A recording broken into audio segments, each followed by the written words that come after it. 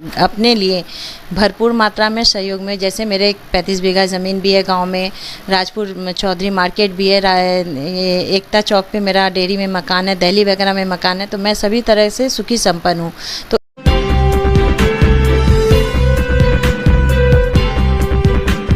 नमस्कार, मेरा नाम है सत्यम पटेल और आप देख रहे हैं मीडिया दर्शन। बिहार में इस वक्त त्रिस्तरीय पंचायत चुनाव चल रहा है और साथ ही साथ हम आपको बता दें कि पंचायत चुनाव को लेकर ही हम अलग अलग पंचायत प्रतिनिधियों से, साथ साथ पंचायत के जो प्रत्याशी हैं उन सभी लोगों से बातचीत कर रहे हैं और ये जानने का प्रयास कर रहे हैं अगर वो चुनाव जीत जाते हैं तो अपने पंचायत के विकास के लिए, अपने प्रखंड क्षेत्र के विकास के लिए वे क्या कुछ करेंगे। इसी कड़ी में आपको हम बता दें कि आज की इस वीडियो में हमारे विशेष रूप से गेस्ट हैं राजपुर प्रखंड के भावी जिला परिषद प्रत्याशी जो कि रेशमा कुमारी जी। हम इनसे बातचीत करेंगे और जानने का प्रयास करेंगे कि अगर ये चुनाव जीत जाते हैं तो राजपुर प्रखंड क्षेत्र के विकास के लिए क्या कुछ करेंगे। तो सबसे पहले मैम आपको बहुत बहुत धन्यवाद कि आपने हमारे लिए समय निकाला। नमस्कार, मैं रेशमा कुमारी, जिला पार्षद, भावी जिला पार्षद राजपुर से 27 नंबर संख्या से मैं बोल रही हूँ, खड़ी हो रही हूँ और ग्रामवासियों को और देशवासियों को मैं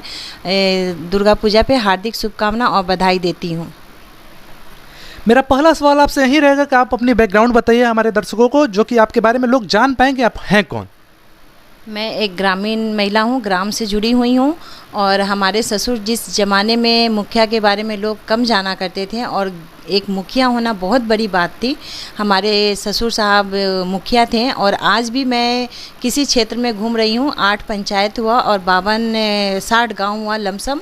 तो इन गांव में घूमती हूँ तो सब कहते हैं वो मुखिया साहब के पुतोबाई, मुखिया साहब के पुतोबाई। तो इस तरीके से मैं ससुर का नाम सुनकर और भी मुझे प्रेरणा मिल रही है और खुशी मिल रही है कि उनके पगडंडी पे मैं चलूँ और आगे बढ़ूँ। और जैसा उन्होंने नाम और काम कर रखा है कि आज भी उनके मरने के बाद, उनकी मृत्यु होने के बाद भी लोग उन्हें याद रख रहे हैं, उनसे मैं जानी जा रही हूँ, ये बहुत बड़ी बात है। जहाँ भी जाती हूँ ससुर का भी नाम होता है मेरा कि अच्छा कार्य किए हैं, अच्छा काम किए हैं, मैं उसी तरह का कार्य करना चाहती हूँ।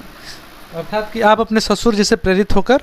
चुनाव लड़ रही हैं। जी। और दूसरा नंबर मेरे पैतृक में भी है, माँ मेरी भी वो जनसंघी पार्टी से थे और नाना भी थे, तो ये यूँ कहिए कि खून में मेरी दौड़ रही, रगों में दौड़ रही है। और मैं बीजेपी से, बुद्धिजीवी से महिला अध्यक्ष हूँ, जिला महिला अध्यक्ष हूँ,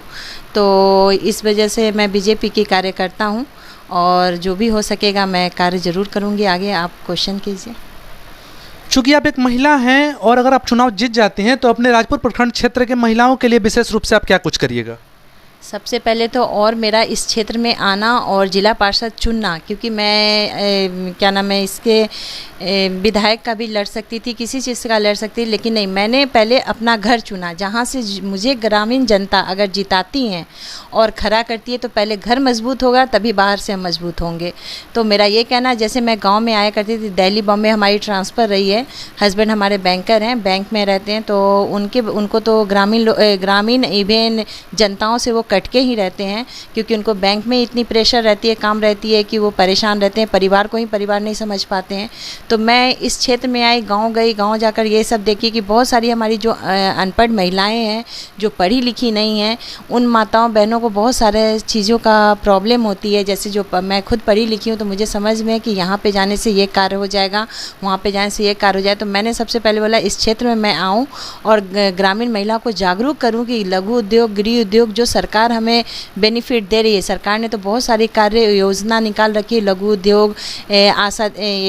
जीविका दीदी का, ये सब का समूह वाली सारी दे रखी है। इन सबों में ये लोग योजना में माताएं बहनें तो जा रही हैं, उन लोग को सुविधा जो रियलिटी होनी चाहिए, जो सरकार की तरफ से फंड आ रही है, वो उन तक नहीं पहुंच पा रही है। किस तरीके से उनको काम करना है, क्या करना है, इसमें मैं उनको आगे बढ़ोतरी करूँगी खड़ा होकर। अभी कुछ दिनों पहले अगर हम बात करें तो ऐसा देखा गया कि हमारे बिहार में और साथ साथ अगर अपने जिला की बात करें, रोहतास जिले की, तो किसान बहुत ज़्यादा परेशान थे। कारण ये था कि उन्हें खाद नहीं मिल पा रही थी, यूरिया नहीं मिल पा रही थी।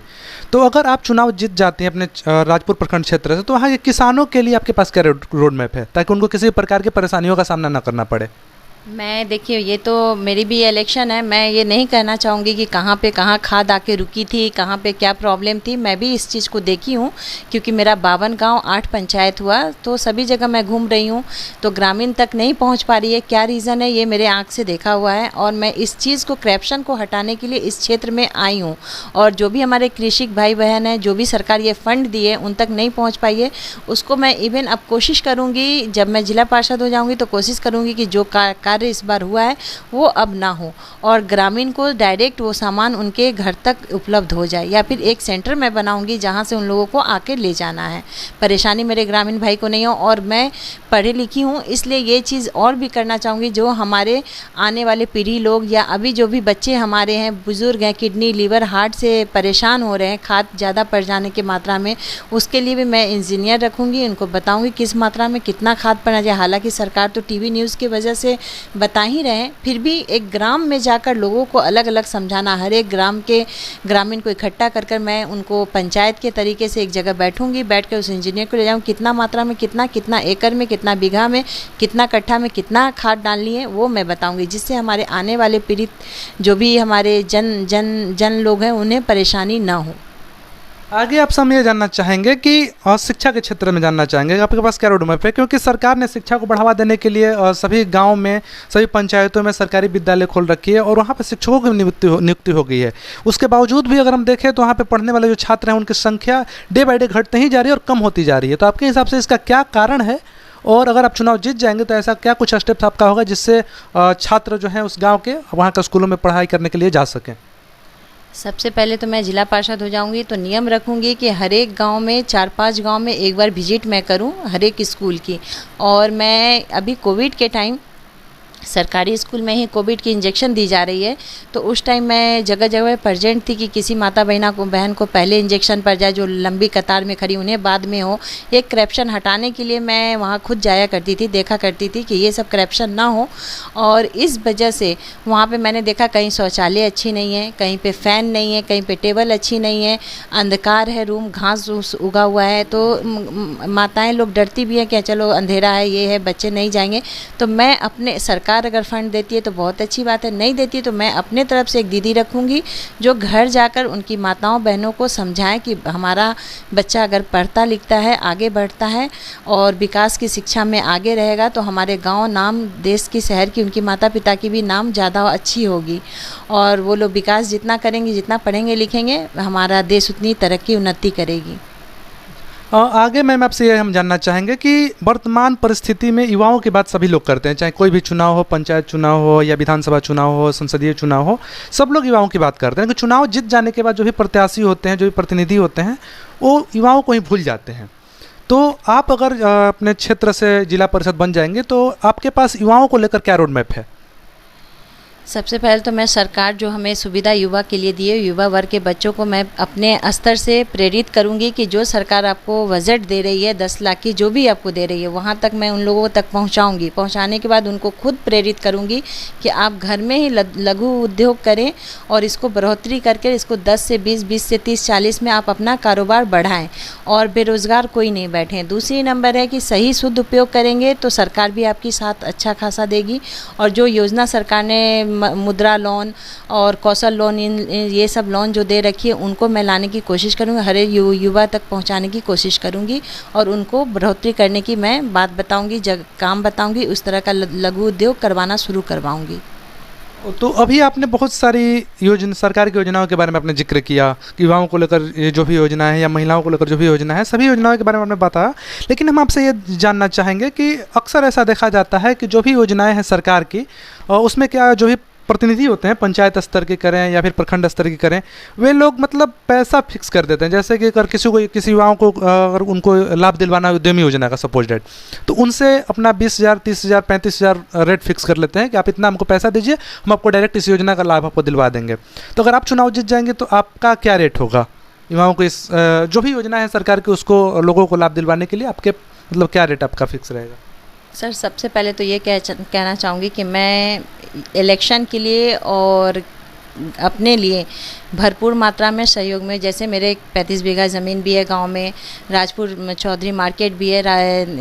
एकता चौक पे मेरा डेयरी में मकान है, दिल्ली वगैरह में मकान है, तो मैं सभी तरह से सुखी संपन्न हूँ। तो इस चीज़ की लालच मुझे नहीं है और इसी करप्शन को हटाने के लिए मैं आई हूँ। मैं नाम तो नहीं लूँगी क्योंकि मेरा भी इलेक्शन है, मैंने बहुत जगह सुना है, बहुत हमसे जिन दरवाजे पर मैं वोट मांगने जाती हूँ उन लोगों का ये शिकायत रहता है कि अरे जीते के बाद रउआ भेंट होएम, रउआ मिलम ना मिलम, रउआ हाई हुई। तो इससे इन चीज़ों के लिए सबसे पहले मैंने राजपुर में, जहाँ मेरी ग्रामीण माताएं, बहनें, भाई और बाबा जो भी हैं वो लोग आएंगे मार्केट करने, तो स्पेशल मेरे से मिलने के लिए नहीं आना होगा उनको। राजपुर में ही मैंने मेन जगह पे कार्यालय खोल रखा है, वहाँ लोग आएँ हमसे मिलेंगे और 10 से 5 हमारी टाइम रहेगी बैठने की, कि हम जनता के बीच में रूबरू सामने से हो सके और उन लोगों की समस्या सुन सके। सुनने के बाद मैंने ये भी रखा है कि शाम को या दोपहर को गांव पंचायत 2-4 गांव एक दिन में विजिट करूंगी, उन लोगों की समस्या जानने की कोशिश करूँ। जो